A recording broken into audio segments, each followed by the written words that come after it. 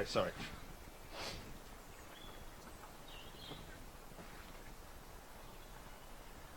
Okay, folks, welcome back. Hope you've had a good lunch, done a few exercises, lifted a few weights. Easy for you to say. So we put it out to the vote. It was pretty unanimous, it has to be said. The Vulcan wins hands down, XH558. Although we will be playing out the Milan Malpensa piece either later or another day. We've got two parts for the Vulcan XH558. Don't forget, folks, this is warts and all. Everything, audio dropouts, little bits of test card wherever. What we did do was we mounted the iPad as our second camera. You remember a few days ago we did a piece from Stansted with Cargo Logic and their 747. We mounted the iPad on the ground as our second camera. And just stand by.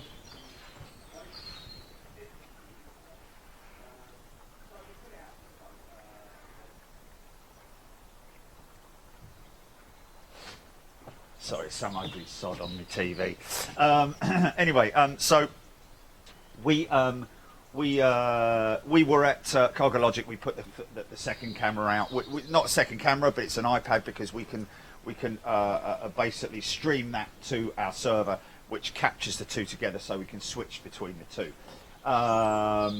Chile can switch between the two, and we basically did the same with the Vulcan. I managed to obviously the most difficult part of putting a second camera or mounting a camera, should I say, inside a Vulcan cockpit is that there's no space.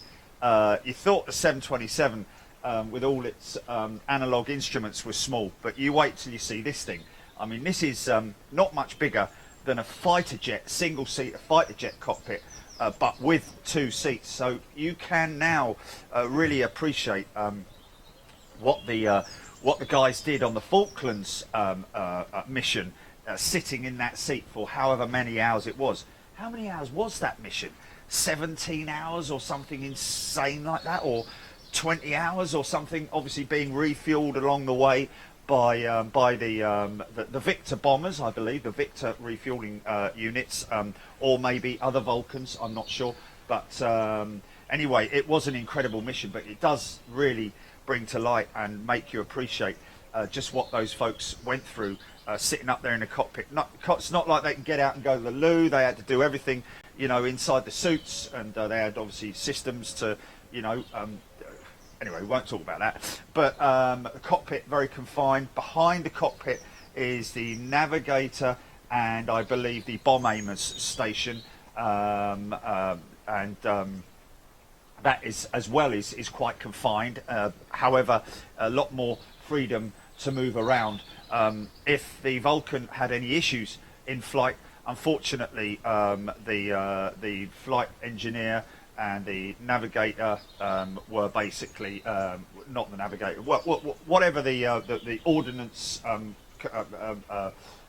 fellas or women who were controlling at the back of the aircraft or behind the flight deck, whatever they were doing, they didn't have the same ejector seats, obviously, as the cockpit crew did, the captain and I'd imagine that he would be his second in command, first officer, whatever it might be. I'm sure I'll get corrected on a lot of this stuff, but of course the guys behind them, all they had was the opportunity to, I think there was a hatch below them, which there was, because that's the way into the aircraft, but obviously they would be going out by parachute or whatever they had. Whether they actually had, I seem to remember reading somewhere they didn't have any opportunity to bail out of the aircraft, but of course, as you can appreciate, a big aircraft like that going down, a lot of centrifugal forces would be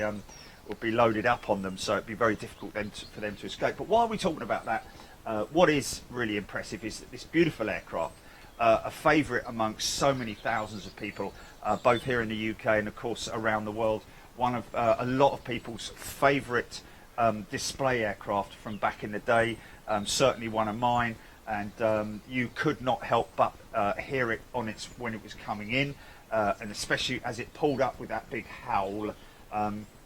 So this that you're going to see now is part one of a two-part show. We're going to show the second part a little bit later on this afternoon, but this one's around about 2 hours long, so it'll take us through to 4 o'clock. Then we'll have a couple of hours break, and then we'll run the second part later on early evening.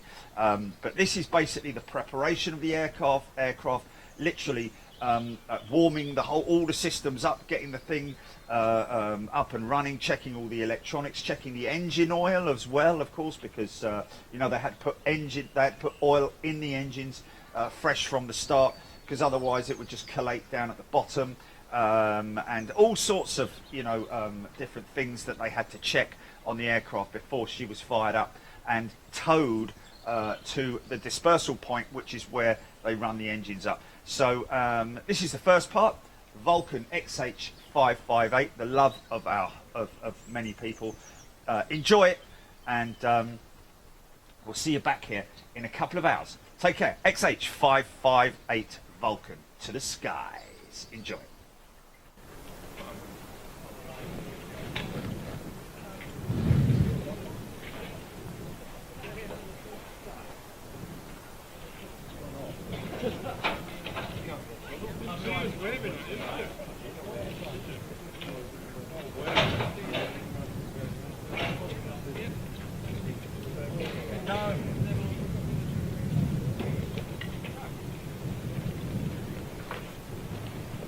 That's what you've just heard there. Well, I don't...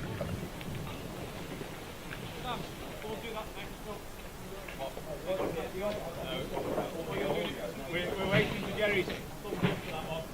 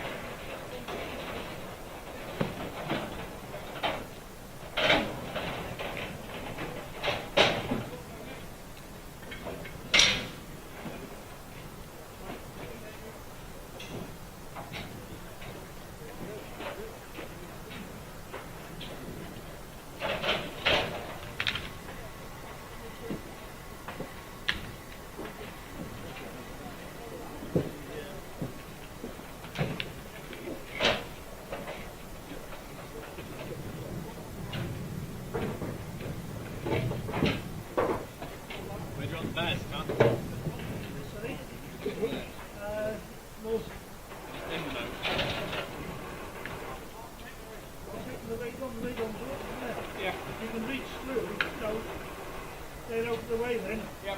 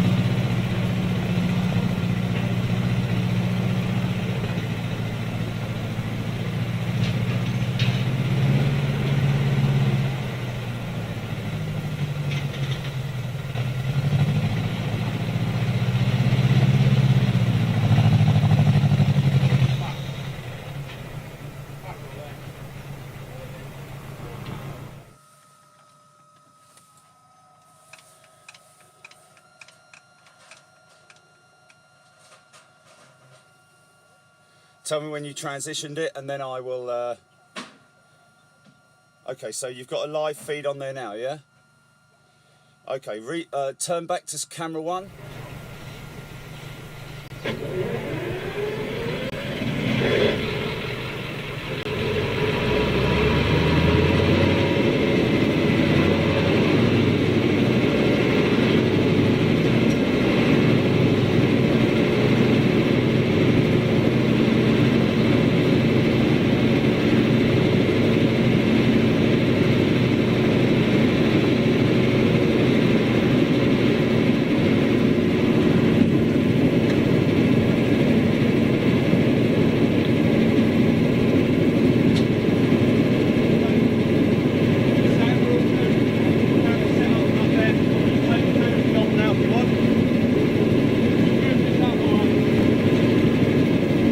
Okay folks, good morning. Welcome once again to, we are at Vulcan XH558. As you can see, all the crews are in place preparing the aircraft for today's show. When I say show, it's a live engine run-up that we're going to be doing, as well as a taxi as well, as it comes back towards us under power, that is. So we've got a camera set up inside the flight deck right now. We did just transition to that. You would have seen that. That is lit. It was lit by my camera phone, by my phone torch. Sorry. They'll be taking the canopy off any moment now. So as soon as that's done, then we'll have light inside the cockpit. Other than that, we're going to go mobile now and just have a look and see what these guys are doing. So join us and enjoy it. Okay, can you please stand by? We are expecting rain at 1100 hours, so kind of prepped for that.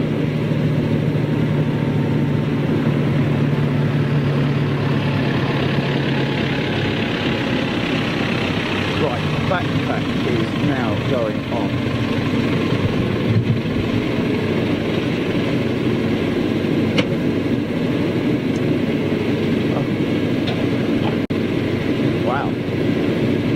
Ansel couldn't have a better birthday party, could you? So, obviously, people will be talking about the aircraft, and it's. Of course, don't forget that this is. Julie, can we just double check? I've got audio feed. Everything's good. I'm going mobile now. Okay. So, do what, sorry? Okay. So just be aware that this is... right, here we go. Let's just follow our cruise in here. Stop the generator off giving electrical power. Julie, can we just... I just want to make sure...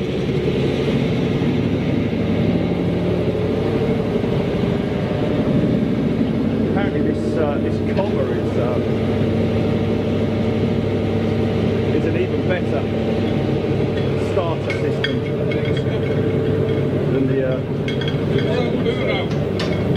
engine inspections. Oil going in. How much oil are you putting in, sir?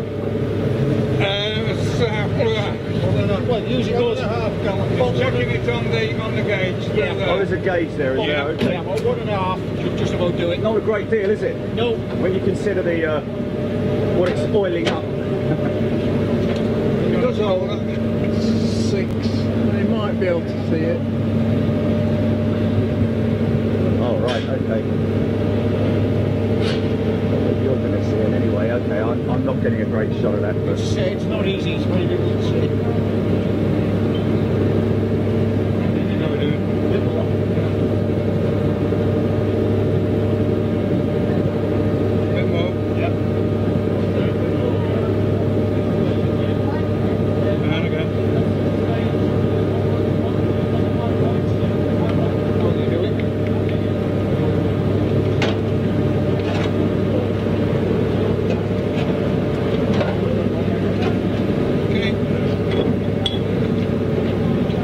Understand that the engines are actually drained at the end of the day. Yes, the seals tighten up when they cool down, and they're not as resilient, so if you don't drain it out, it will simply drain out into the engine cowlings, and then it's very expensive stuff. Yeah, and very messy, I guess, as well. Yeah.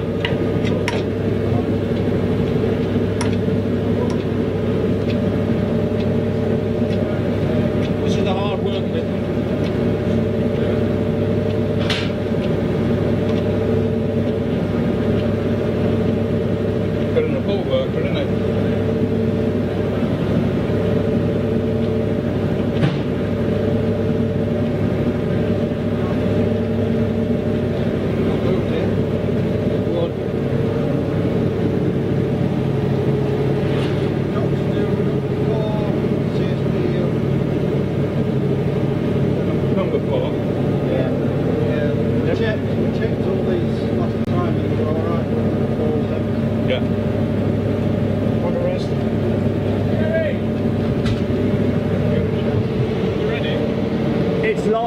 Okay, Chili, hold on, stand by. Chili, cut to camera 2, please.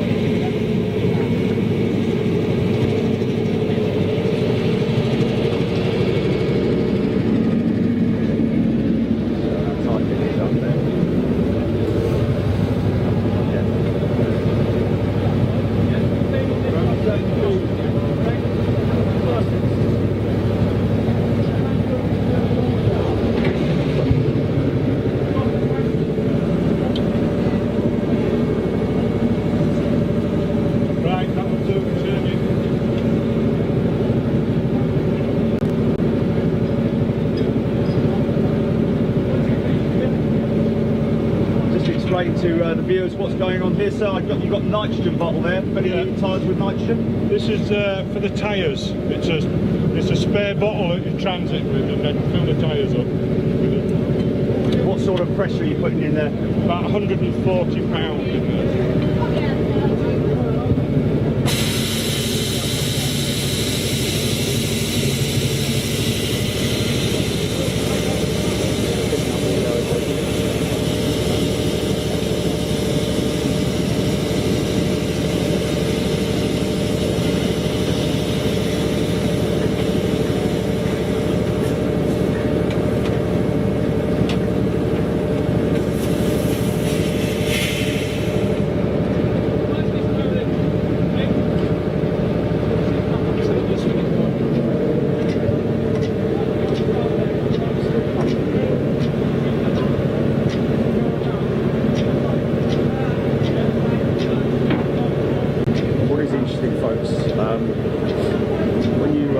Let's just have a look inside the undercarriage bay here. How small the main wheels are. It's quite remarkable how tiny they are. But obviously 8 of them, therefore distributing the weight nice and even. But incredibly impressive piece of cast engineering going on there. And what I noticed yesterday was it's just that single hydraulic arm there that controls the undercarriage going up into the bay.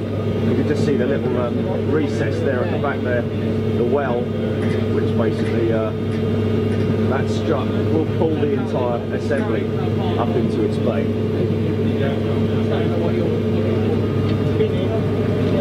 See the dial?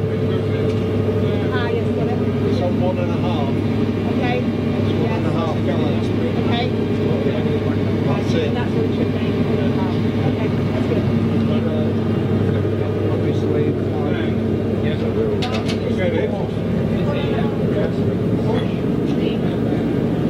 Starboard side engines. Olympus 220s, I think they are.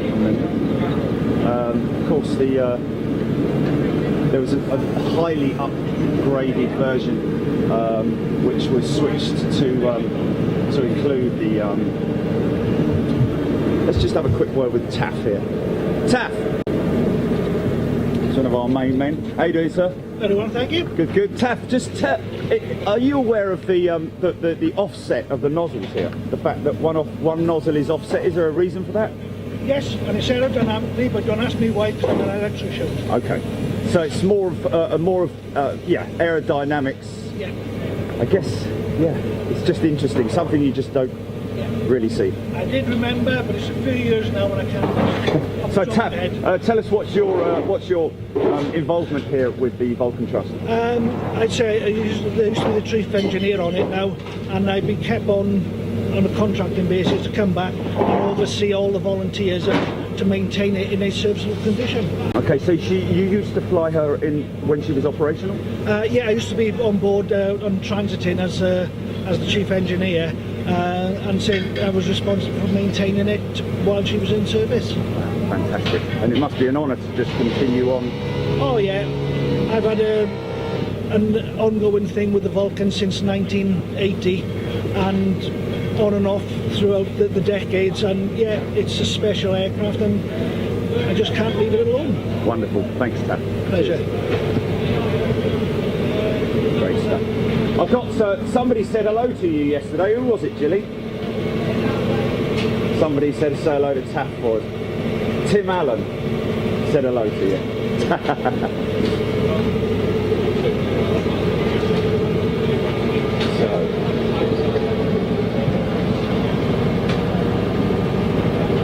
Piece of what looks like, you know, art or architecture, but it's just the outlets, I'm guessing, but beautifully sculpted.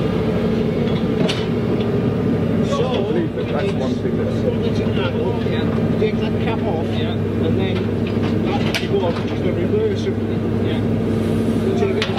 I was going to say, that is well, that's a challenge.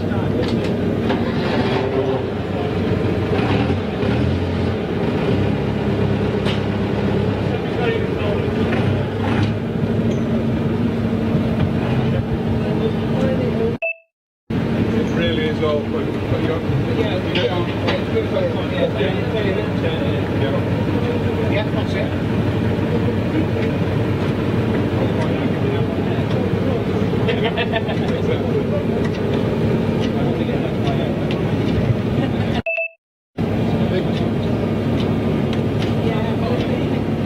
So it's a bit dark under here, but we can't light it, unfortunately.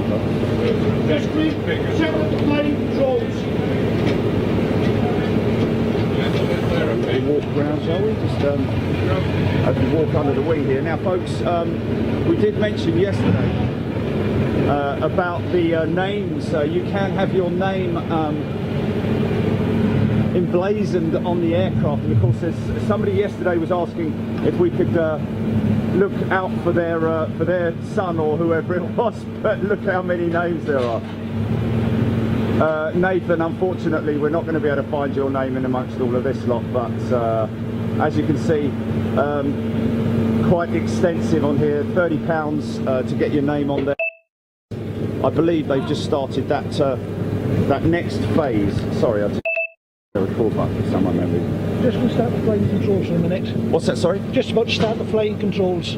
Just to fire them up because they've been drooping a little bit. And what we do is just going to fire them up so they're actually level and pressurised. So we make sure that we clear the Okay, so you're powering up the hydraulic systems and... No, oh, of course, this the is... flight controls, they're yeah. all individual units. And just remind me, am I being a bit arrogant here, but is this still cable operated flying surfaces? Oh, yeah. It is, isn't it? Yeah. Yeah, because Yeah, this so- is long before fly-by-wire. Yeah, it is. What they've got is individually electrically powered hydraulic units, so they're all individual. So if one fails, it's only the one system, not the whole. So there's control rods that go all the way from the control column in the cockpit all the way down to the flying control unit, which then operates a shuttle valve on a hydraulic unit that drives the piston in and out. I see. Okay, wonderful. Well, we'll stand at the back of the aircraft, I guess, to see that happening. Would it be? Let's just start it now. You can still hear them.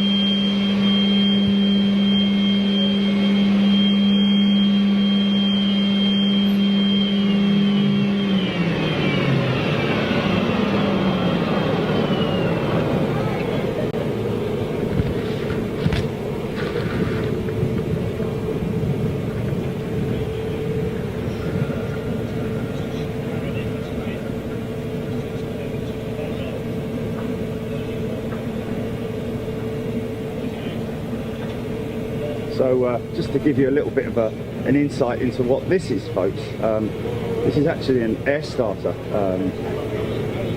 with a little jet engine in it, believe it or not. And what is also interesting, a little bit of a factoid, is that the APU system that they used on the Vulcan is actually made by Rover Cars, believe it or not. Which is kind of crazy when you think about it.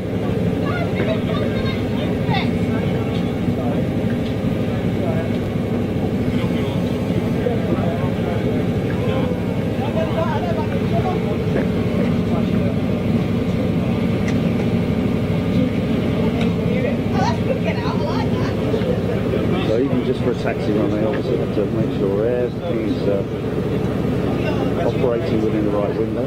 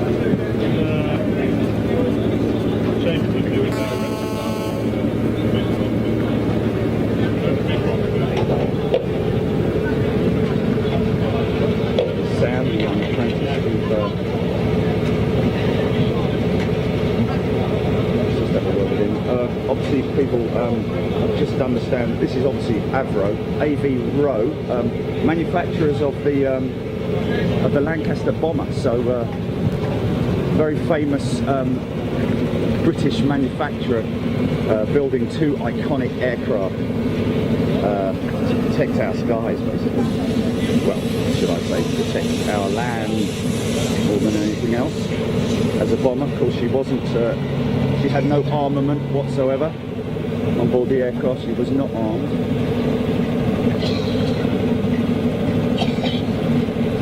And as you can see, quite surprisingly, is how small the cockpit is and how confined it is. Two ejector seats, obviously, in the cockpit. In the aft position, which is where the navigator and radio operators would be. There is no, whether there is a radio operator, I think it might be just a navigator's position. Also very confined, but a lot more space than the pilots have got. But of course, should there have ever been an issue, ejecting would be okay for the pilots. Canopy just releases and out they go, whereas the guys in the aft compartment behind the pilots would have a little bit more of an issue getting out, being as that's the only form of escape through that hatch there. And I'm guessing they would have had a quick release system, much like the little hatch at the with the Lancaster bombers and the Halifaxes down underneath the bomb aimer's position. All cast. Incredibly impressive piece of cast.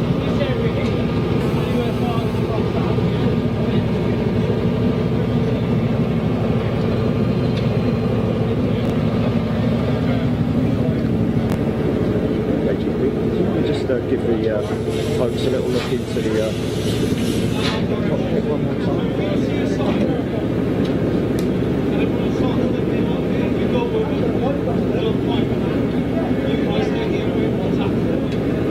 That's it? What, in a bad way or?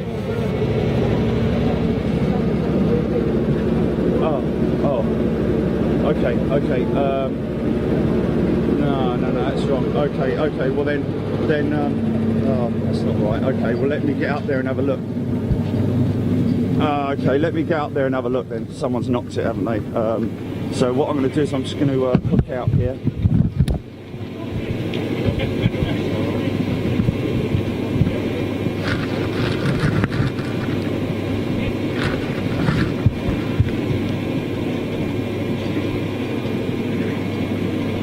Stand by.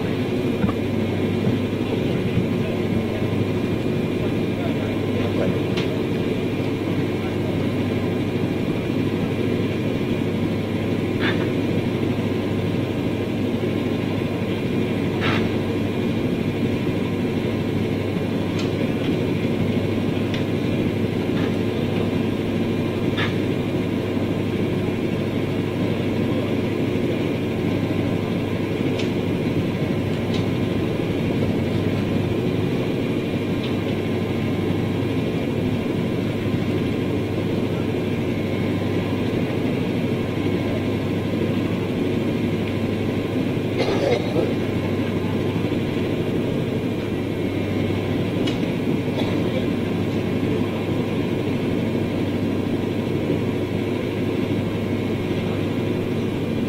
go switch.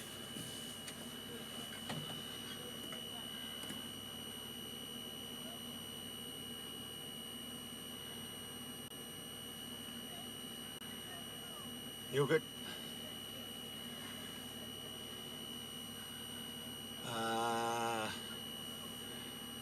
Switch out back to main.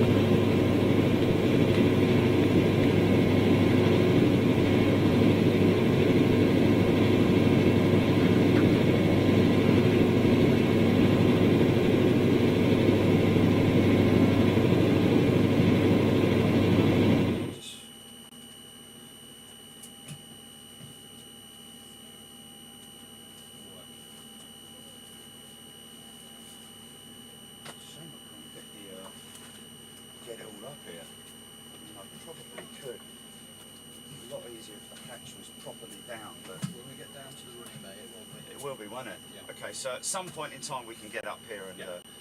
I'll grab some words with you. Yeah. Is it all right to say that you work on it? Is it F-15s up at Typhoons. Coningsby? Yeah. Thanks, man.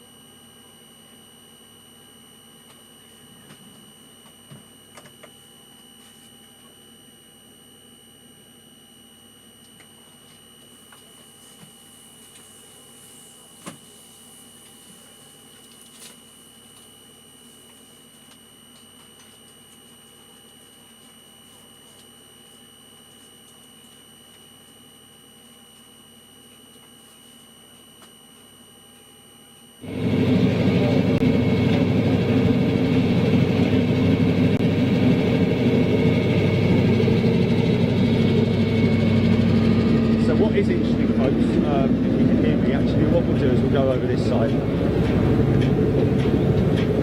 See the Airbus logo there? That's, I think that's just a support.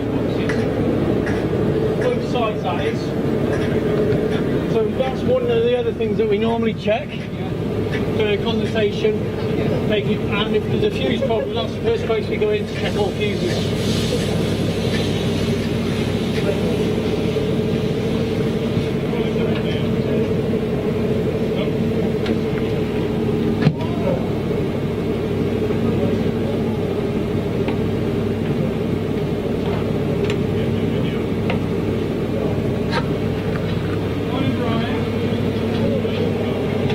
around electrics.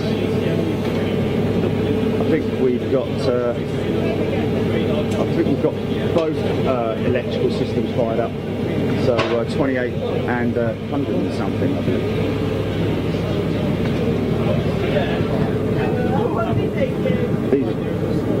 These are the jacks, folks, believe it or not. I know there's a lot of people who are watching who are highly educated, far more so than me, it has to be said. And I'm guessing that there's going to be a lot of people there who are educating our viewers as well. But just to give you an idea, these are hydraulic jacks that they use if they need to get the aircraft up in the air. And that's what you see sometimes on an aircraft. You see the jack point, but as a passenger you probably won't see that. You'll see that the jacking point, the lift point for lifting the aircraft in some cases, or actually suspending it in some cases. But these are to jack the aircraft up in order to do undercarriage checks and the like. And of course, if you're changing wheels, there's of course a wheel and tyre assembly. So these are pretty impressive. Haven't changed at all. The ones you see currently in the commercial sector are obviously just yellow as opposed to green here.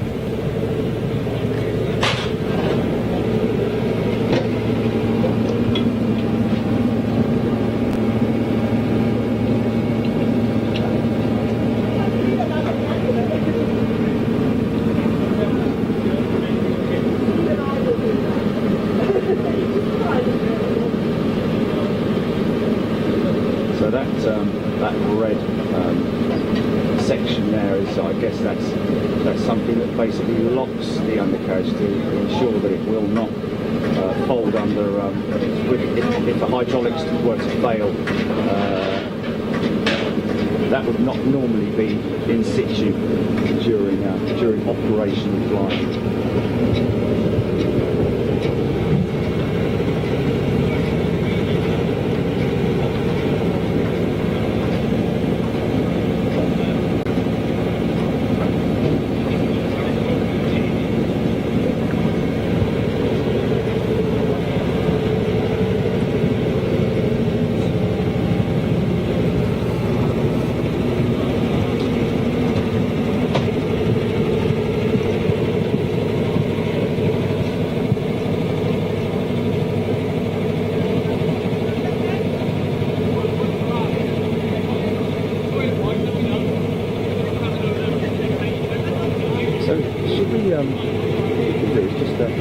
Jump to a few comments, and I'll read some comments out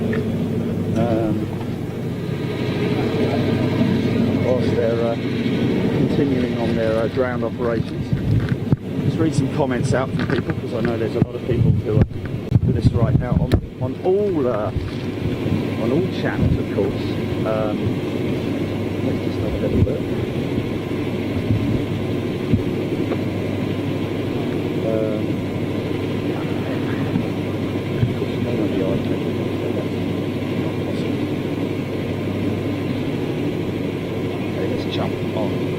Facebook. We're on the main page of Facebook, folks. Good afternoon, good evening, good morning, wherever you are in the world. I fully appreciate that there are some of you guys who are sort of like probably multitasking, watching the rugby, come on England, and of course against South Africa. And good luck, and may the best team win, literally. So let's just jump to some comments now. So,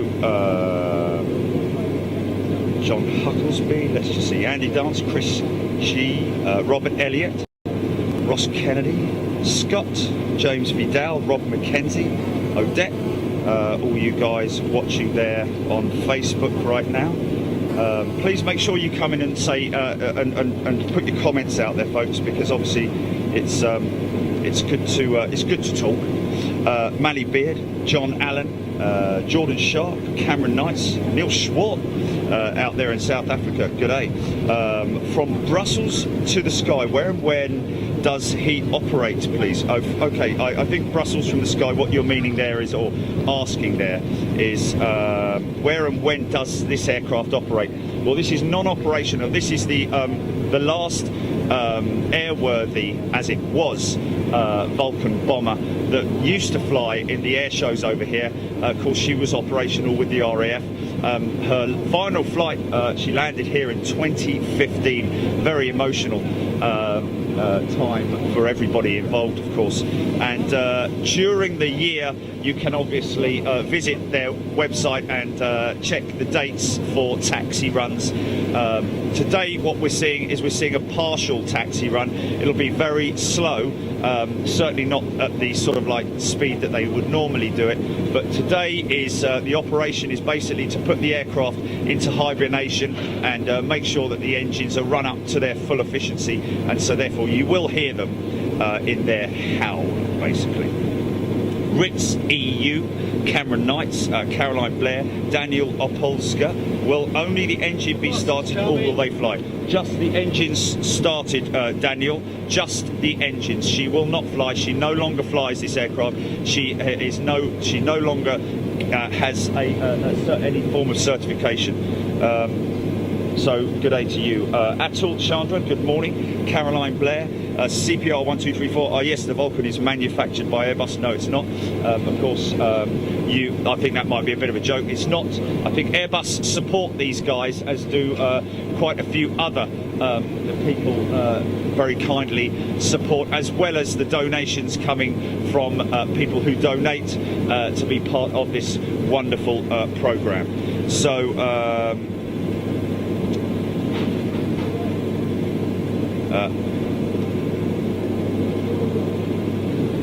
Okay, Mills Daddy, morning crew. This is my all-time favourite plane. Heart sank when it flew over my house on its farewell flight. Beautiful lady, isn't she just that?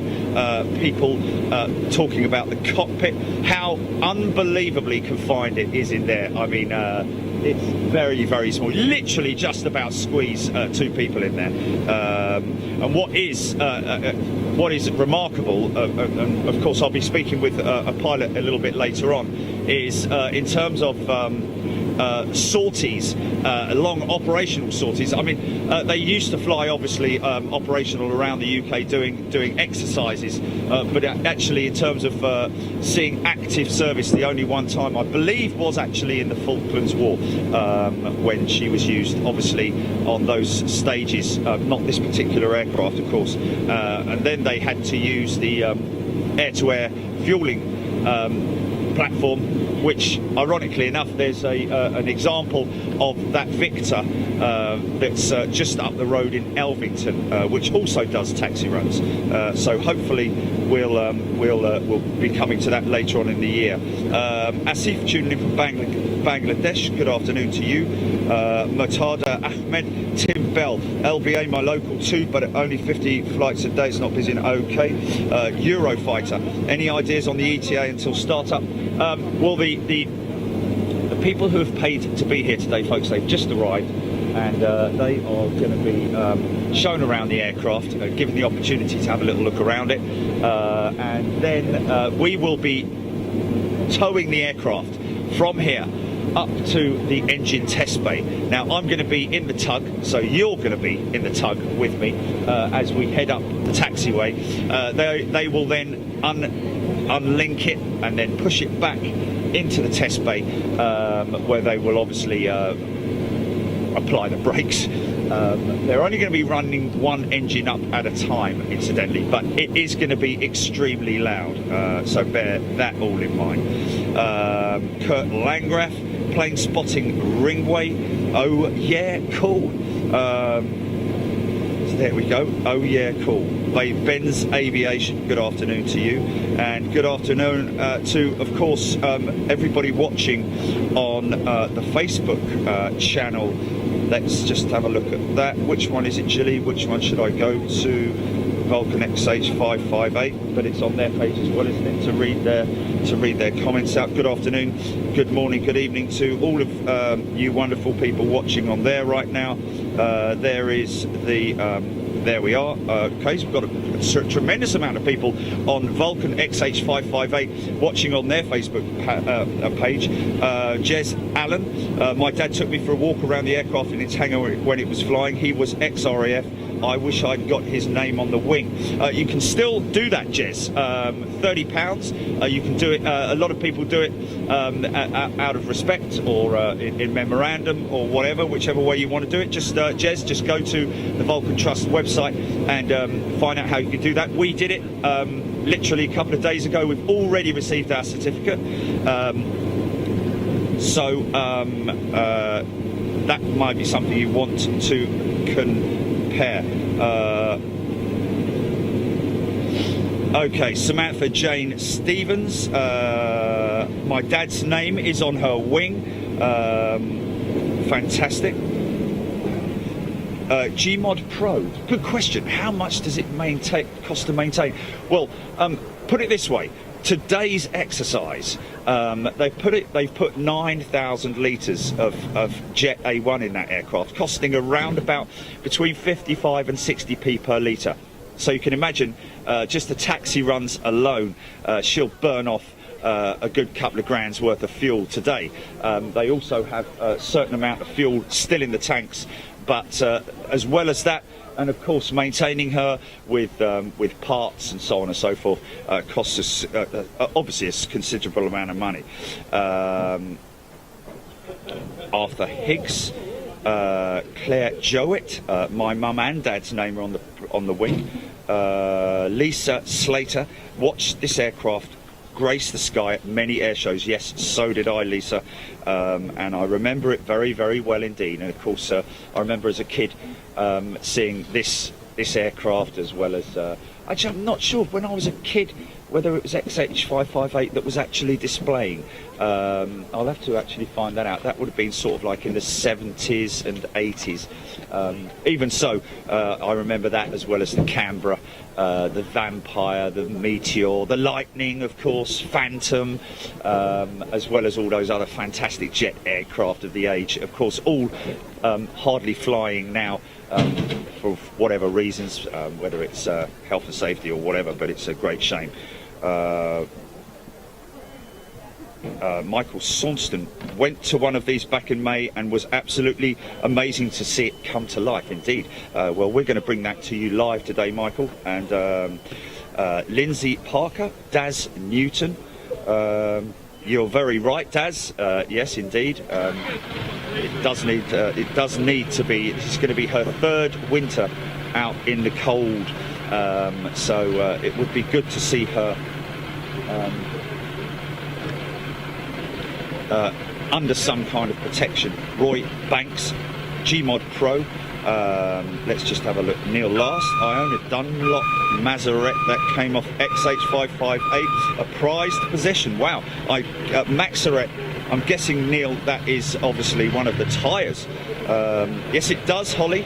The Spirit of Great Britain, indeed it is. Gary Martin, good job. It's got big wings. Yes, indeed, she has got massive wings. And what is interesting is, in fact, when we were just looking up inside the engine bay there, the engine itself is the engine is only sort of like around about 2.5 meters long, maybe a little bit shorter than that.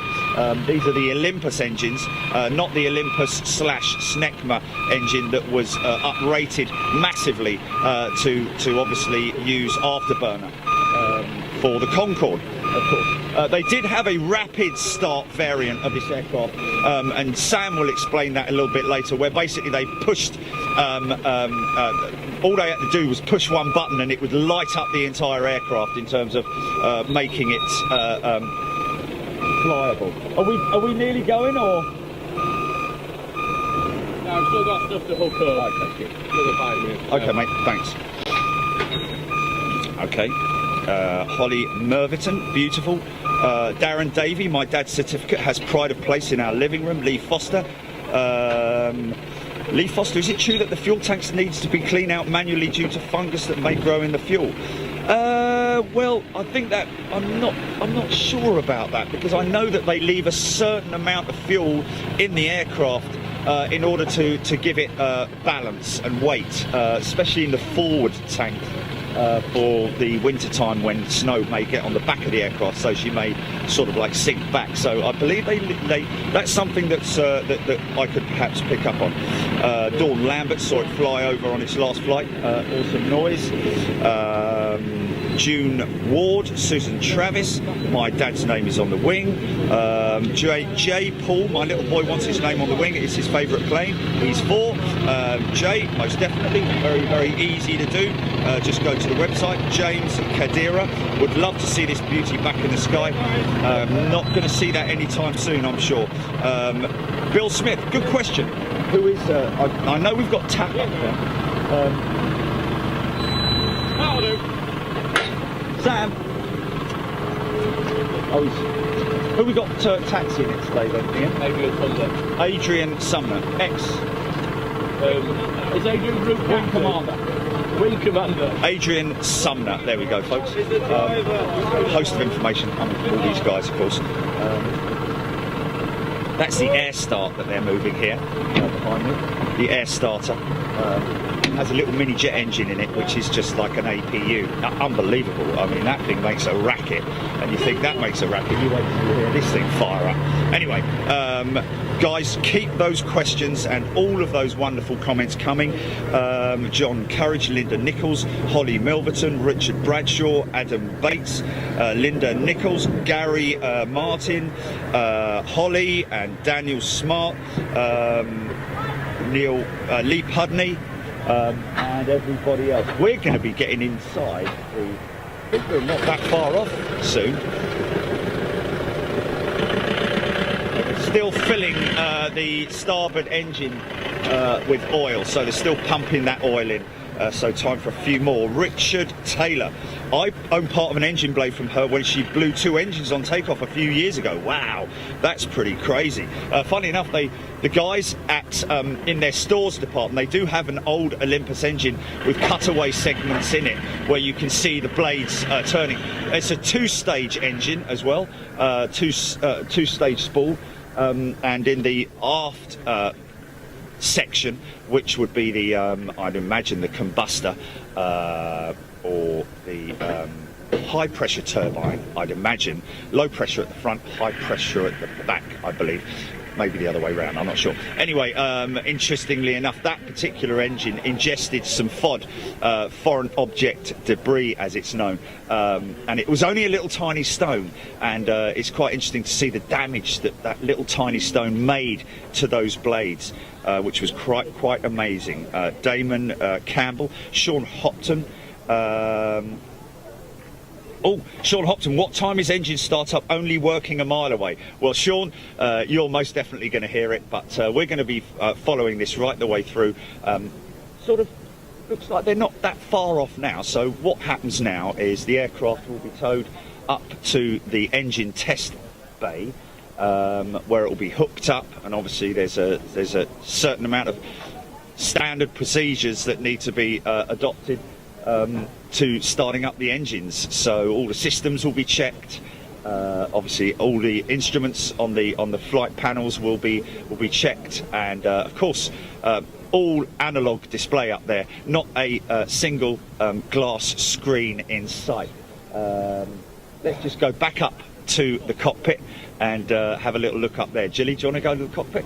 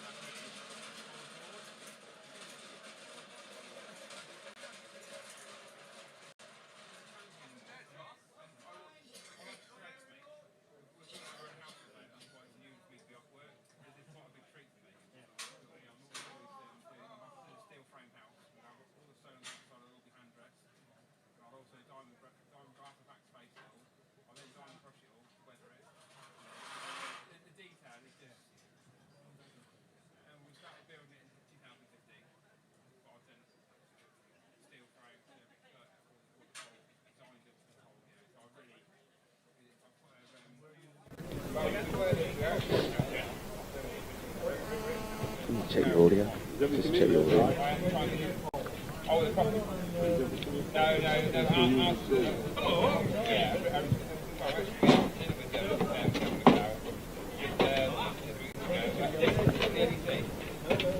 So this is Jim that we spoke to yesterday. Hey Jim Debenham. Good morning. How you doing, sir? All right, fine, thank you. How's preparations gone? We're just about ready. We're just fastening up number 3 engine.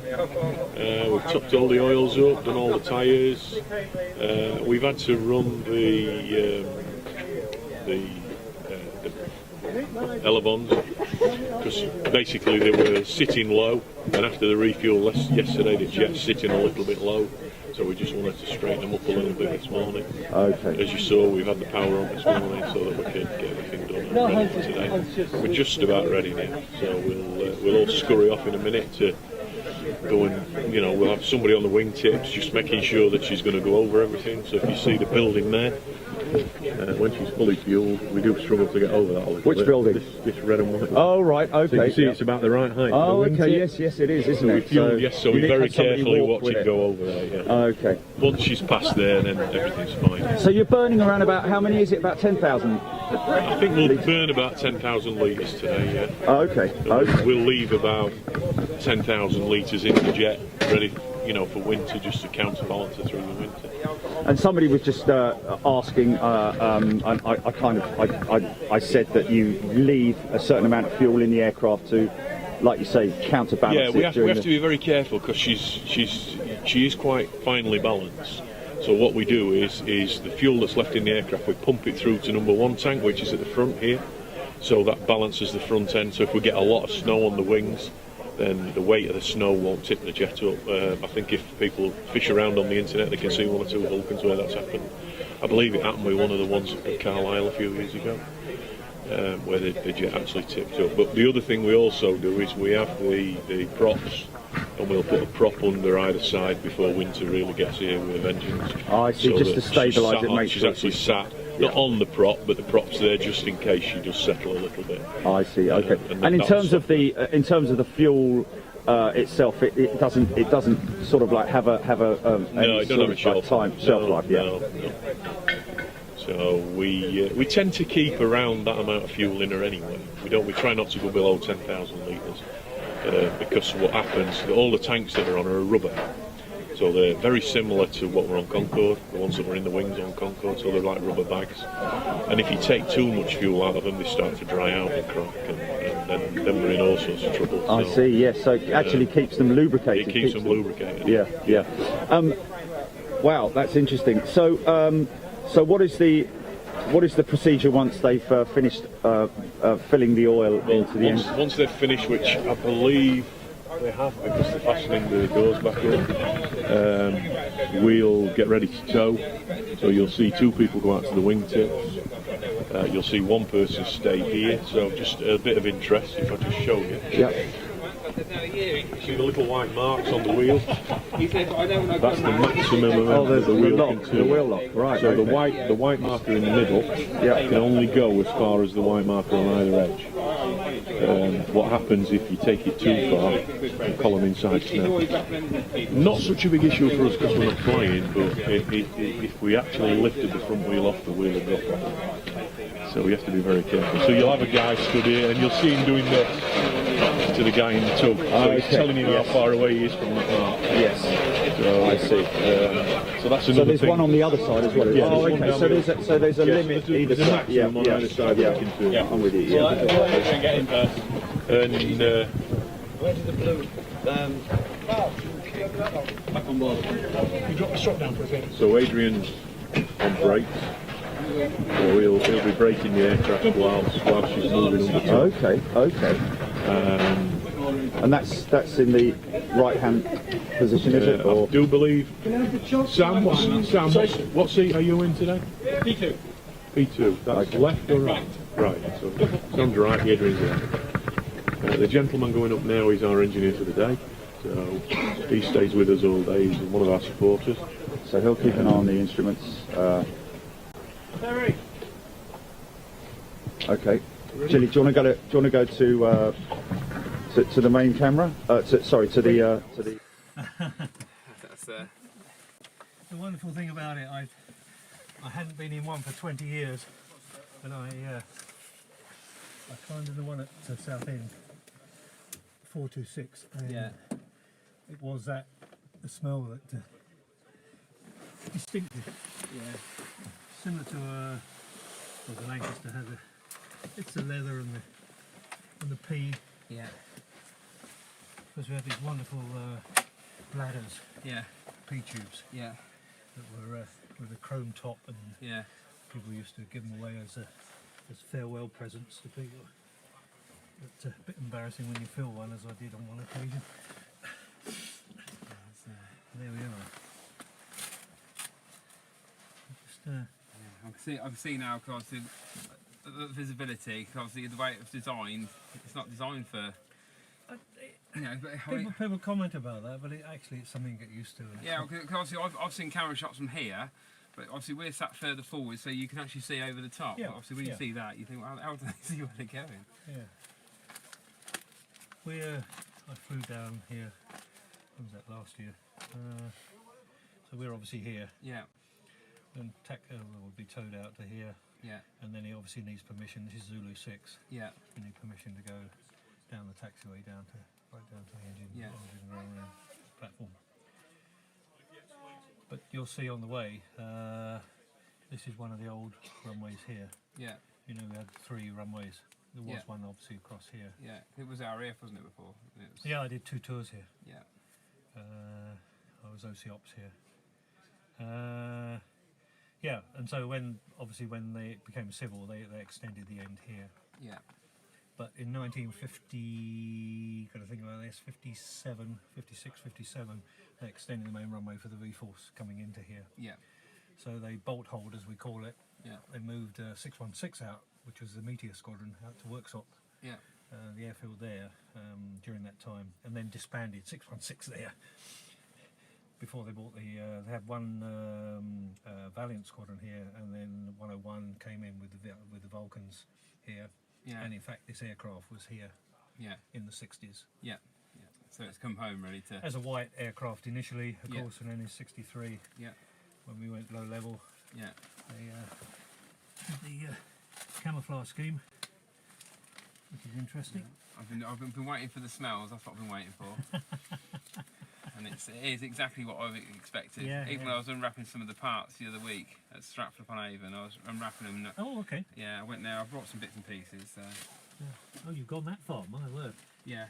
Well, I just think, you know, I wanted to donate some money. I haven't got a lot of money because obviously I've got 2 kids and a wife and stuff and that, and obviously you know an old van. But obviously I need to. There's certain things which are important to me. And I've had a lot of illness over the years. I've double pneumonia 4 times and septicemia, you see. So of course I've had a couple of bouts of sort of near sort of death sort of thing. So I'm feeling very lucky, if you know what I mean. Yeah. So when it came through on the email that obviously I managed to get the one ticket, I was just thought, oh. And then Missy goes, well, how are you going to pay for it? I said, I have paid for it. And she goes, I bet you have, haven't you? I said, yeah, I have. I said, but I've got to work next. Main camera for that.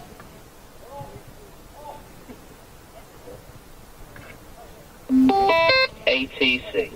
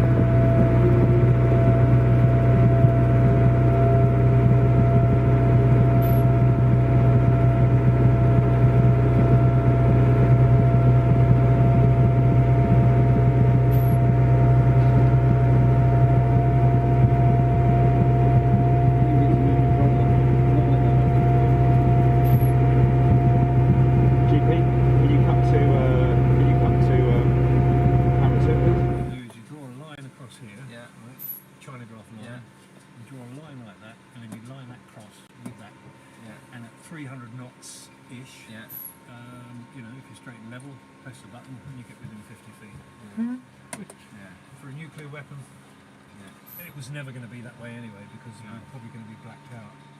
Because we did have, of course. Yeah, I was saying because of flash, wasn't it? Yeah. Well, down here is some of the remnants. Yeah, the blackout thing. And they used to come up and go on the Velcro here. Yeah. Of course, and then on the side, I'll do my side here. It's a sun shield. Yeah. What we have got.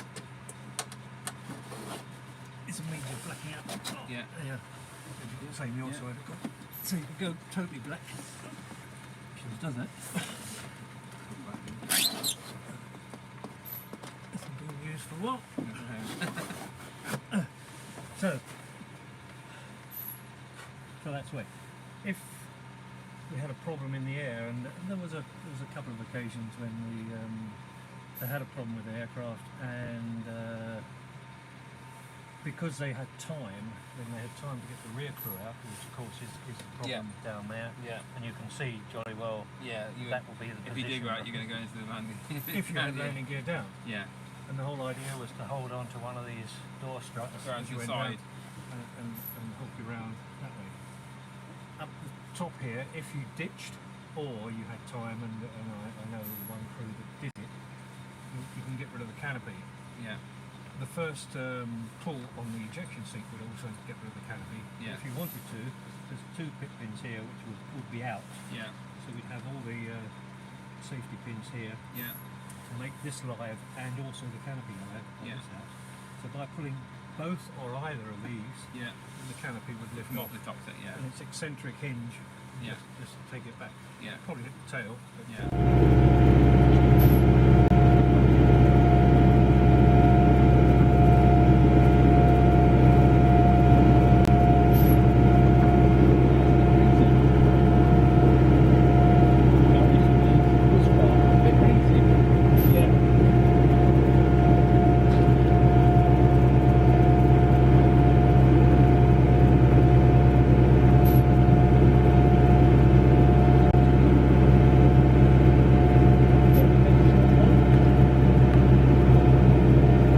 Do you open up the bomb doors, Sam, when we get there? Once we've got the engines running. Not later, or? Yeah, once we start the run. Okay.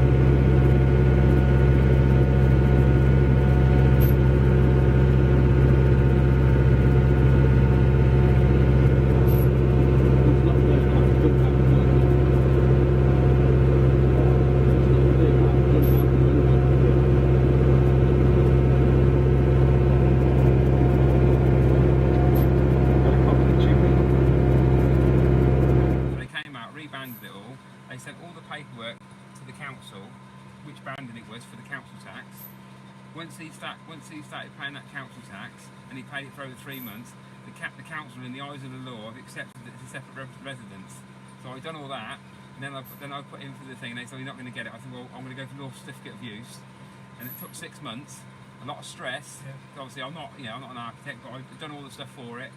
And when we got that through, it was just like he was 3 inches taller. Wow. And to see it in his face, he just lifted, and the whole thing of it, because that's where his mum had left him that to stay, because so he got somewhere which is obviously comfortable to live. So we've done a bit of work on it for him and put a few steels in and pinned it together so it didn't fall down. But it's all, But I just love all that sort of stuff. I like stuff.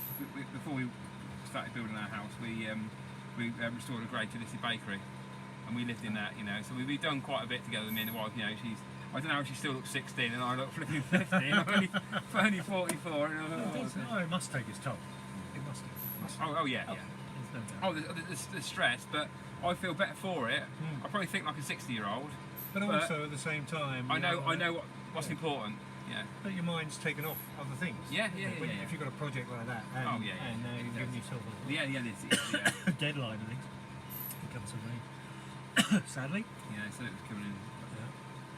I was quite surprised when the sun was out this morning when we come off the M80, and I thought, oh, this is a good sign. Yeah, yes, it was a nice morning.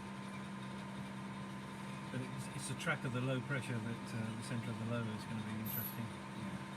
We get those really strong winds here. It's so open, isn't it? Airfields always are. Yeah. And these are the other nuisance. When I was here, there was a rubbish tip over here. Yeah. The seagulls used to come straight from there and just come and sit on the airfield. Yeah. And then the RAF, in their wisdom, first of all, they used to, farmers or companies used to pay to come onto airfields to take the grass away. Yeah. And then eventually it was the other way around, where the Air Force had to get people in to cut it. Yeah. So one idea they came up with was a long grass policy. Yeah. And knowing that these little birds do not like long grass, they can't land on them. Yeah. So we had this policy, but airfields. Don't go to jet stream.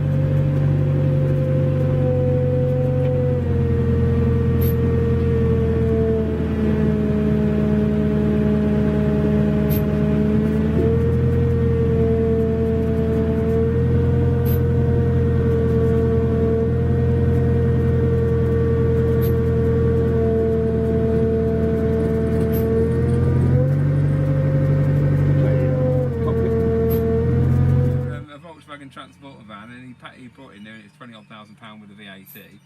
And I said to him, how much is your worth now? In that time, I said, mine's gone up and yours has gone down. It was just a look on his face, because he used to wind me up for driving around in it, and he said, you're not that stupid, are you? Brakes on!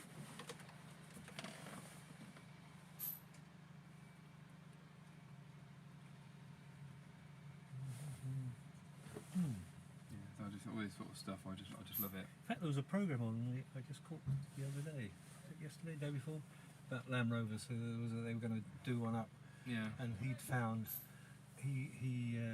this Land Rover, one of the old type Land Rovers, but the guy had got the colour wrong, and he painted it bright yellow, and it was sort of black colour. It was just totally wrong. It just what the end of the programme was like, I don't know how much they spent on this thing to get it going. It's just for TV. I remember my brother had a Series 2 Land Rover, and he's short wheelbase, and he's in the old 2 1/4 petrol engine. All right. And he took me on his off.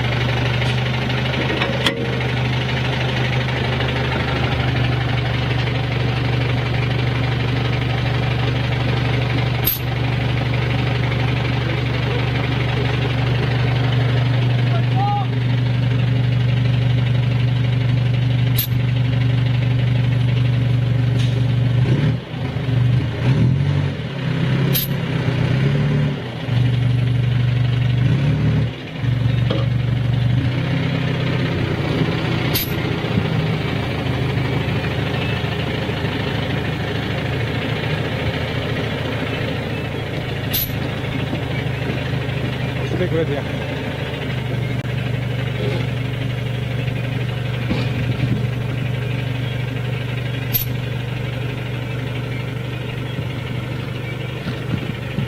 Audio good, Vicky.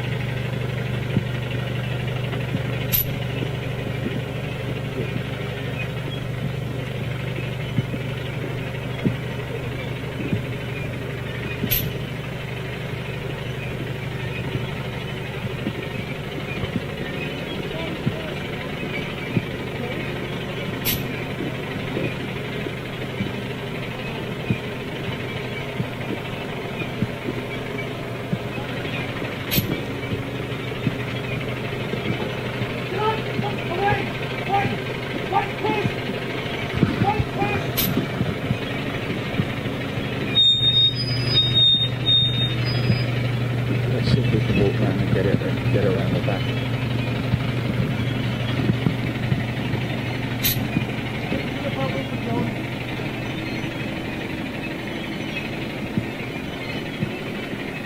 Go to the business end.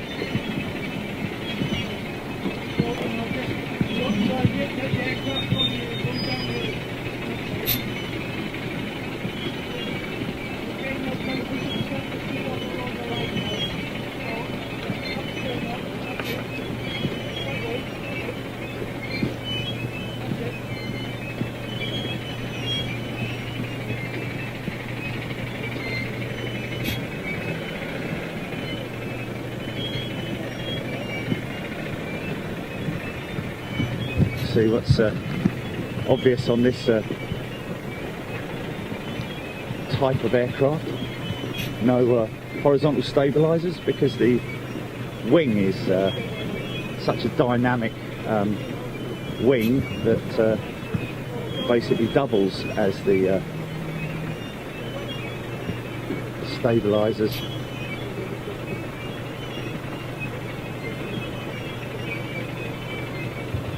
So you can get a good idea. If I go to the back here, get a good idea of what I was talking about earlier with the offset nozzles, which we believe is an aerodynamic, or aerodynamics, something that you just don't notice, obviously, until you stand straight on to the back and see there how that nozzle is offset.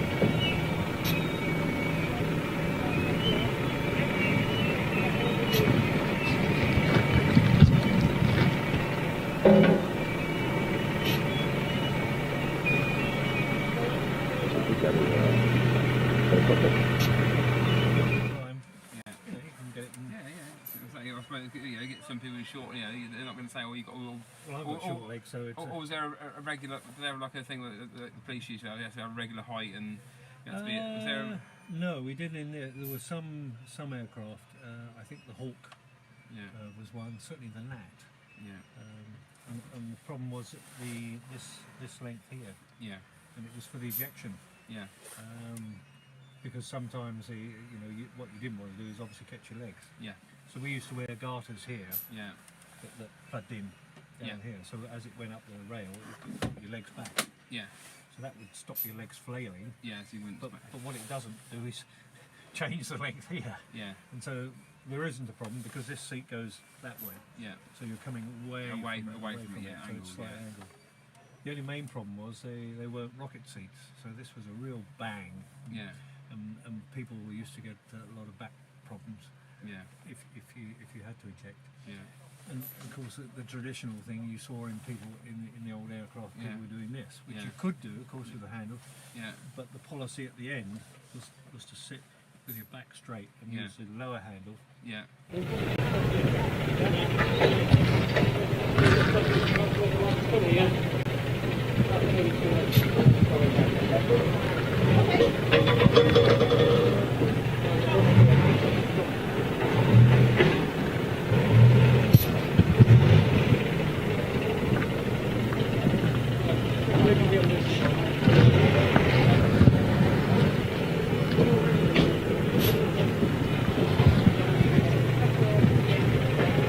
Pull that thing, then that moves up. Rather than try to pull that thing out,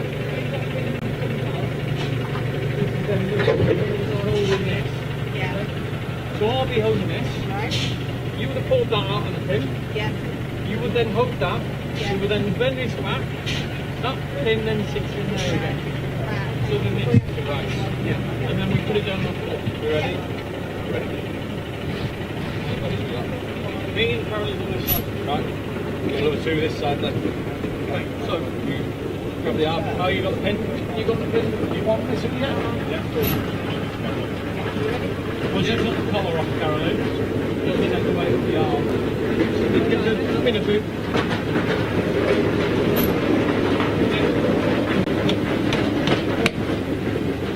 Here we go.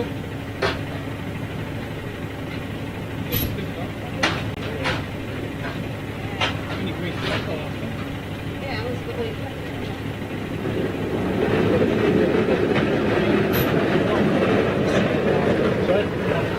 Push the pin in. Yeah, kick. Does it help? No. That's solid internally.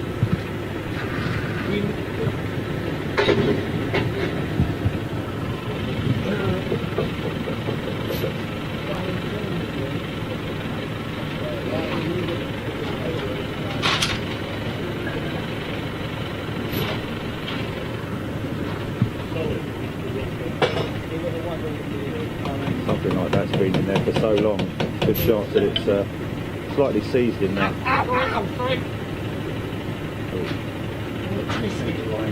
Yeah, yeah. It's always going to be a little bit tough, isn't it, after it's been in there for quite some time. It's like anything, especially if it's had all that weight on it. It's just slightly cranked off line, yeah. Yes, I see. Oh, I see, yeah. Lined up, it comes very easy. Ah, right, yes. I can see now, yeah. It is slightly offline, isn't it? I'll pull the pin. Yes. I think we're pulling too hard. You've all the problems. The pin's out. Give it loud. There we go, there we go, there we go. That's good.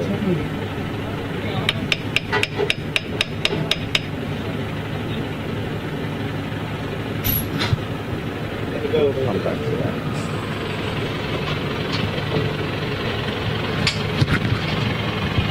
So folks, just reiterating what I said earlier on, Airbus, it's not built by Airbus, it's Avro, same manufacturer as the Lancaster bomber. Airbus is just supporting, I believe there is a certain element of financial support to the project, hence the Airbus livery.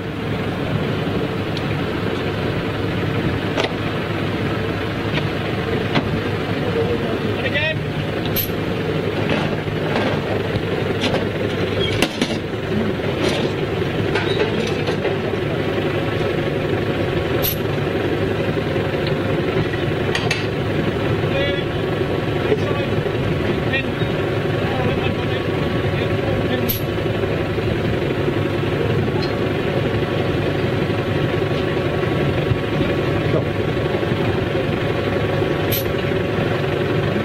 Whoever said that was a one-man job? It's a very heavy piece of It is, isn't it? very heavy. And when the arm comes out, it's a real Then all the weight is on there, isn't it?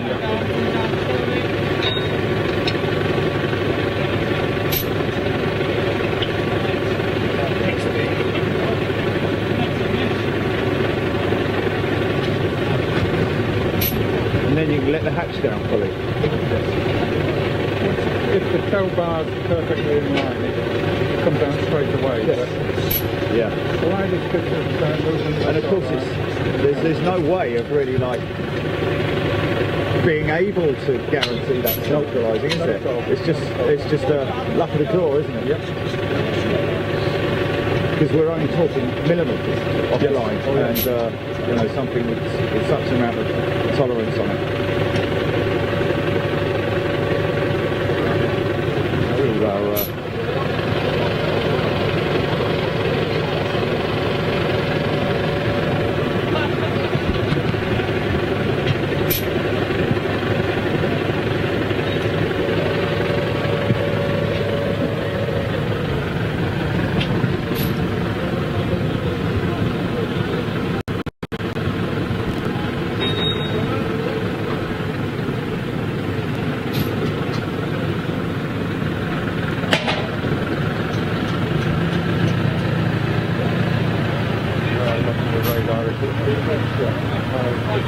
Oh, is it? It was. It is, or okay, I see. Some of it's been taken out. Yeah. And some of it's left in.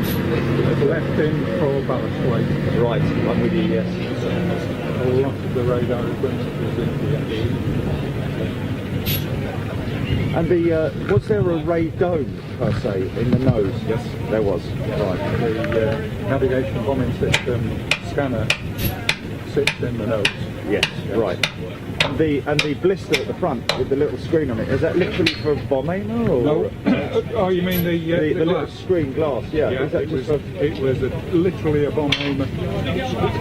During the war, the Lancasters, Wellingtons Yes. always had a bomb aimer slot. Yes. And when they built this, they put a bomb aimer window in it. Yes, not And knowing it's that they never wouldn't need one. Never been used. Well, Yeah. I don't think it's ever been used. Yes. We're going to lift, you're going to pull this down. Let's go.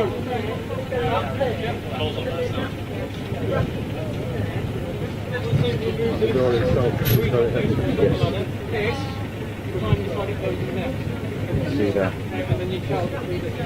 Hydraulic rams on it though, isn't it? Yes, but Even so it will fall. it's powered by by nitrogen. Right. There's a nitrogen bottle inside. Yes. So it will still just fall under its own. No, it won't fall. It's got to be pushed. Oh, I see. Okay. Yeah, little button just here. Oh, I see. Yes. And then press the button and Simple the little gas. button like that. The gas Crazy. takes over. Yes. Is that still active? Yes. Operational. Yeah. Yeah, when they finally closed up, it's just a button push. But the rams are very strong. Yes. Yeah. Well, I was mentioning earlier on that it's interesting to see the main undercarriage where you see that single strut that takes it up, that one arm lifts the entire assembly up. Look at this, it's massive, isn't it? Yeah, yeah. It's a huge piece of cast work.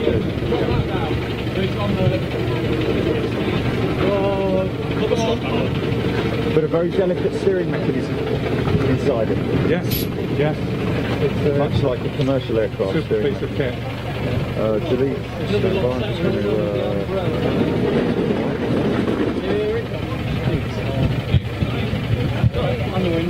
The wind's going in the wrong direction, isn't it? If you get the wind. So everybody's getting an opportunity now to Yes. have a look inside, all around the aircraft. They'll go up inside the cockpit as well. I don't know if it's half a dozen, something like that. We'll stay here, go up in the cockpit, back out again, and then another crew will do exactly the same until everybody's been up in the cockpit. Yeah.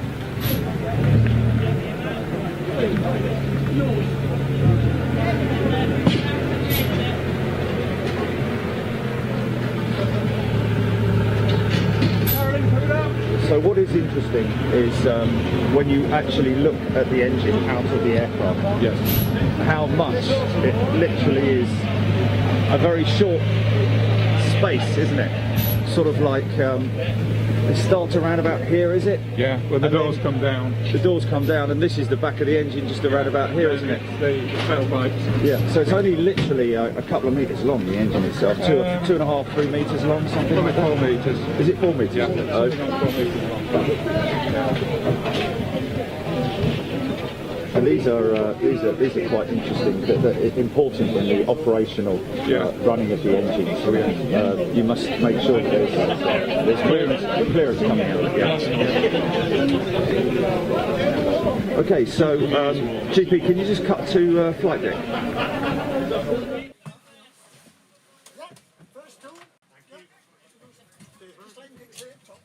Up you come. I'm just going to ask you to pause that on the floor there for 1 second. Okay, thank you. Handhold here, and the ladder. Right. I want you to position yourself on that box for the time being. I'm just going to park you momentarily. Okay, no problem at all. There is a system. Thank you. Next one. This is incredible. Absolutely. You wait. This is the bit we don't advertise. This is the surprise. Okay. The lady. Just pause there for 1 second when you're on that floor. Put your other foot up. That's it. There's a handhold here, and there's one here. Now what I want you to do using the ladder and those handholds is go up that ladder and try and get your head about there, and then you'll get a pilot's eye view of the flight deck and how little view there is out of the window. I'm going to clean my glasses because I can't see it below. Which one? That's it, you got it. Sorry, my dog. Wow. Yeah. The lady outside said, That's the smell. The smell. The Yeah, smell's just absolutely. incredible. Yeah, Absolutely absolutely. incredible. You could blindfold people and if they've been in, they'll know. Exactly. Okay. Have you been up here? No, so what the plan is now, you come back down, go back down the ladder once you came, Terry will watch your feet for you, and then you sir can slide across onto the ladder, take pictures. Picture of him up there. Yeah, of course. Wow. Absolutely. The other thing is, it really is 1950s technology, isn't yeah, it? In a way, absolutely. it's. Absolutely. There are some more modern flight instruments in there now for the return to flight, but most of it's the original kit. And obviously we've taken all the kit out the back because we don't need to go bombing anymore. Oh, it's a shame, isn't it? You're like thinking of a target or two. Yeah. That pile of rocks next to the Thames would do. Yeah, I was just about to say, Parliament, we're not the only ones then. No, you're not. That's it. You go down backwards then. That's it.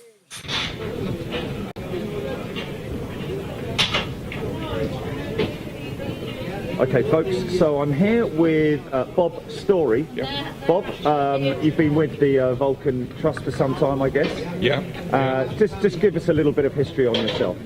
I joined the Air Force in 1961. I did a 3-year apprenticeship at the radio school Locking in Somerset. I passed out in 1964 and was posted to RAF Finningley as it was then.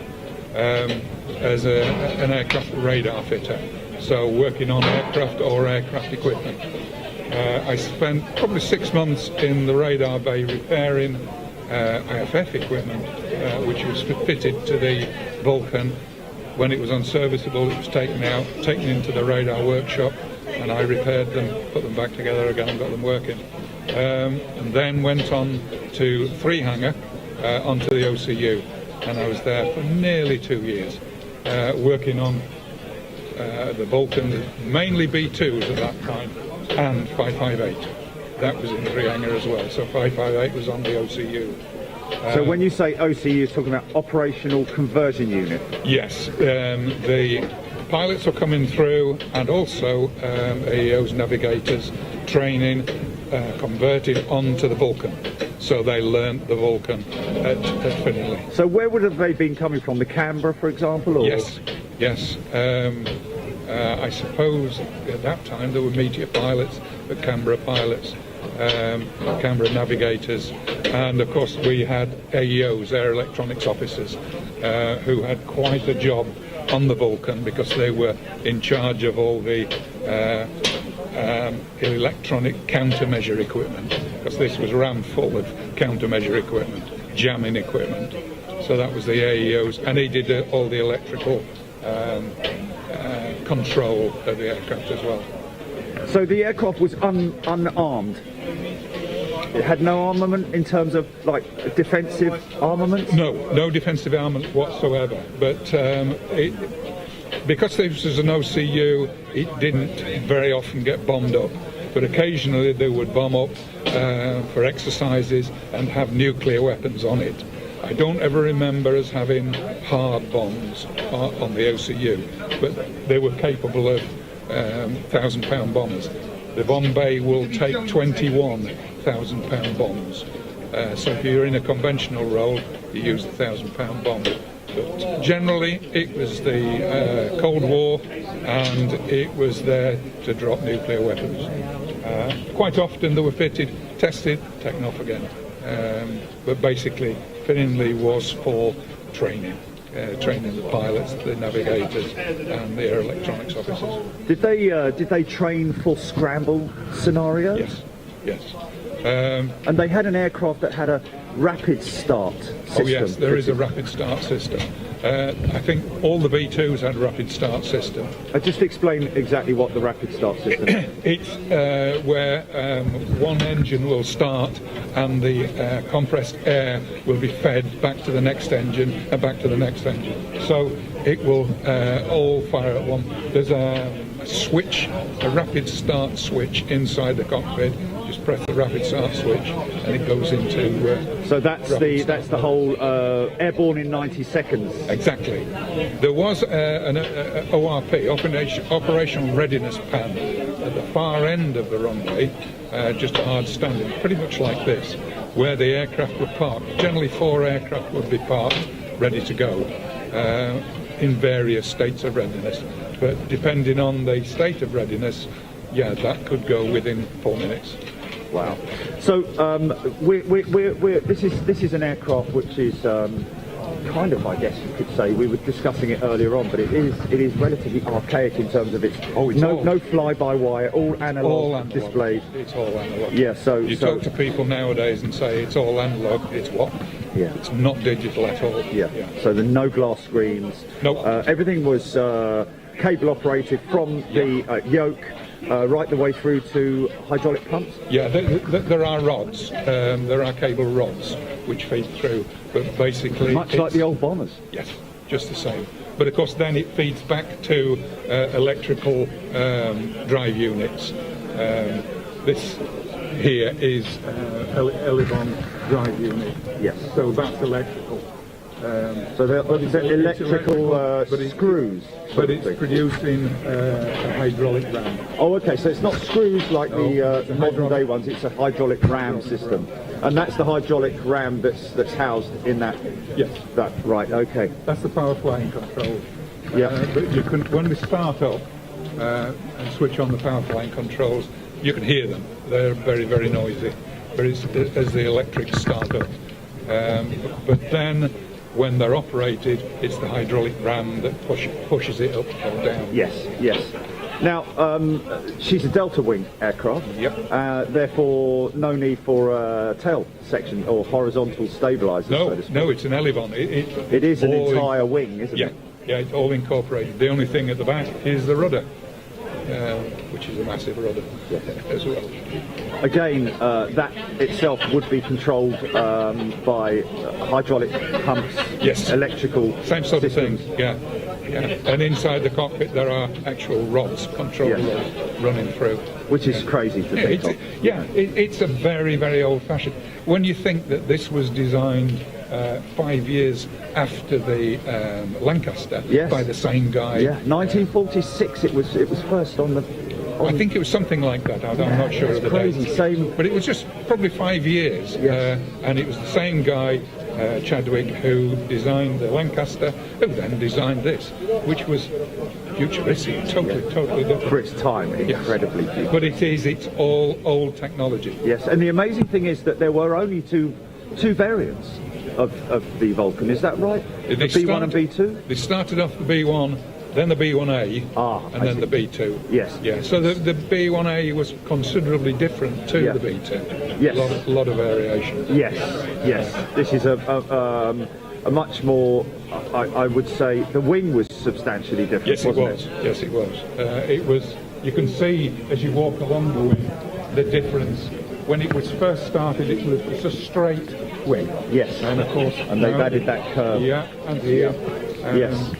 So it is considered. And that would have been, I guess, through advancements in wind tunnel testing and so on and so forth. Yeah.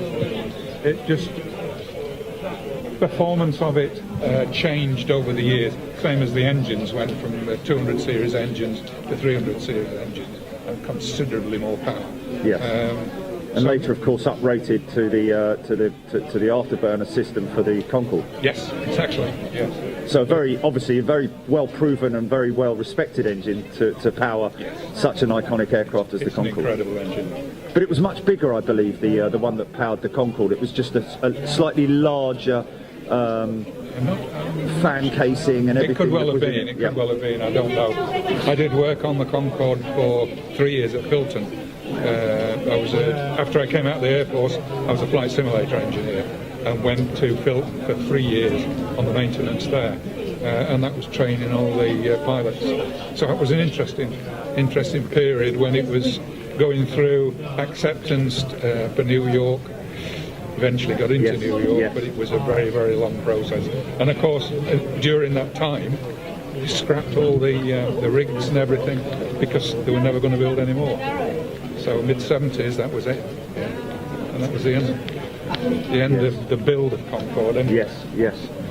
But she lasted a decent amount of time. Beautiful airplane. Yeah, still a beautiful aircraft. That again was all analog. Yes. It wasn't. Indeed. Incredible. When you look on that flight deck, it's just incredible. Yes. Flight engineer required, and huge flight engineers panels. It's massive. All the fuse boards alone was massive, wasn't it? Yeah. So let's just have a little walk underneath the aircraft as we've discussed this huge undercarriage system. What is quite interesting is the fact that the relatively small wheel assembly, isn't it? Like almost car wheels, but there's obviously 8 of them. So, and I guess the design took everything into consideration. You can't have massive wheels, far more weight, and it's what was required at the time, I guess. Yeah. So these are all obviously hydraulically active, hydraulic brakes. Yeah. So you can see from here hydraulic ram again. Yeah, which is incredible. We were discussing earlier on that just that single ram is enough to, pull this entire assembly onto the arm at the side. And was very successful. I don't remember too many problems with the landing gear. Yes. I did have problems, but not that many. Okay, so engines. In terms of the engine covers just coming off there. Yes. The actual intakes come all the way back to sort of here, is it? It's quite a long intake. Yeah. Because then you go down. One of the checks is to go down the intake to check the blades, and you can see the blades if there's any nicks or birds or little children. They'll be doing today, or really? Yeah. All 4 engines will be checked. That there's nothing in the way because the blanks have been on for such a long time. But you could have nesting birds in there. You could have all sorts of things. Little children. And in that's what the air start is for, is to just turn the engines over before they get up to a certain revs, is it? Yes. 15,000 revs or whatever, and then it cranks into. They inject the. I think with the air starter, you've got the air starter there plugged in behind the main wheelbase. Yes. Fire that up. That shoots a highly compressed air into the engine and starts that engine, and then of course you go from one. You use that engine to power the other engine. I see. Okay, so it's only one engine that needs to be air started, and then it's the equivalent of having an APU on board the aircraft. Is it? Yeah. I don't think with this the rapid start is now active. I believe that was taken. And interestingly enough, we were discussing earlier on that the APU system on the Vulcan was actually manufactured by Rover. Yes, it's a Rover gas turbine engine. Yeah. As it was in a Rover, it was at Le Mans. In fact, it was Graham Hill who drove the Rover at Le Mans. Same thing, exactly the same. Rover gas turbine engine. Yeah. So impressive. They call it the dog. Yes. That's the name for it. But So we were discussing earlier on the length of the engine, sort of like 4 meters long. 4 meters. So she'll only come back to about here. Well, you've got 2 doors. So that's the start of the engine. So this door comes down, swings down. Yes. And then that's the door for the same engine. So it's back to here. Yes. So all the rest of it is literally just because of the wing being so long. Well, you've got such a large tailpipe. Yeah. The tailpipe is massive. It's incredible, isn't it? And these these secondary pipes, the 2 pipes that are. Don't know. You don't know. Okay. I was radar, so I was never involved with engines at all. Okay, and we were noticing earlier on that the outer nozzles are slightly offset at an angle. They're Yes, they are. pitched out at an angle. Is that sort of like an aerodynamic? I think so. I think these are the sort of things that are evolved over the years. They realise that it interrupts the airflow, so Yes. they change it then. And the little unit underneath the back there, is that because obviously you had a chute system? That is part of the electronic countermeasures. I see. Okay. Same as the blips, the domes there. Okay. They're all part of the electronic countermeasures. Interesting. There were lots and lots of different electronic countermeasures on this over the years, and they changed over the years as well. Yes. But basically this could jam missiles that were coming up to them. It could jam the fire control radar for the missiles on the ground, telecommunications, all like that. It just blocks out every radar and communications. Yes. So they would use these as at great high altitude as they could use them at any altitude. Yes. There was a ECM system which blocked the telecommunications, so any telephone conversations in an area could be blotted out by the aircraft. Wow. It had such a lot, and it changed over the years. It was quite surprising as the electronic countermeasures evolved, got better and better and better. They did change the systems. Yes. Okay, excuse me 1 second. Okay, Jilly, can you go comms if you can hear me? Please.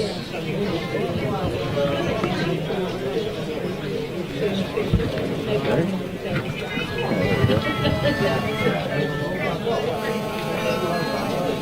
Hey. Okay. Okay, great, thank you. Right, okay, so what we're going to do now is we're probably going to switch off for a short break, and then we'll be coming back just before, around about 5 minutes before they start the engines. So don't go too far away, folks. Grab yourselves a coffee or whatever it might be, and we will be back shortly with the live engine runs. Okay, thanks very much, guys. See you in a bit. What do you think I've cut? How about that then, folks? It's funny because as I've watched these shows back, like the 2XL show from earlier on, which ironically enough, it wasn't planned, but 2XL are exactly the same airport at Doncaster as those guys with Vulcan to the Skies. Of course, and the unfortunate thing is that March was the date planned for them to do their first engine runs, just to make sure all the systems were working, and we were going to be at those engine runs, because obviously, as you'll see later on, the weather wasn't in our favour on that day. However, like I said on the feed there, I did happen to have the biggest umbrella ever, because I was able to stay underneath the aircraft while they ran those engines up, and boy oh boy was it loud, man. I had earplugs inside behind the headset, and it was still hard on the ears, man, because they ran them full throttle through the gate. And yeah, so much talk about the analog displays, you know, the analog instruments on board the aircraft, sort of like 1950s technology, still old, very old school, long before all the glass cockpits came in. And of course, all fly by cable as well, you know, with rods, which is exactly the same way that they flew the Lancaster bombers back in those days. So really impressive technology, and only 3 of the variants built as well. But anyway, so I hope you all enjoyed it, that very first part, and a big thank you to all, of course, all those fantastic volunteers there. You'll see later, one of the young lads there, tall lad with dark hair, he was one of the fellas sitting up in the flight deck, running the aircraft on the day, running through the individual engine tests and checks. And it is really fantastic. So we will be back later around about 6:30 p.m. 18:30 BST here in the UK to bring you the second part of that day at Doncaster with the Vulcan to the skies.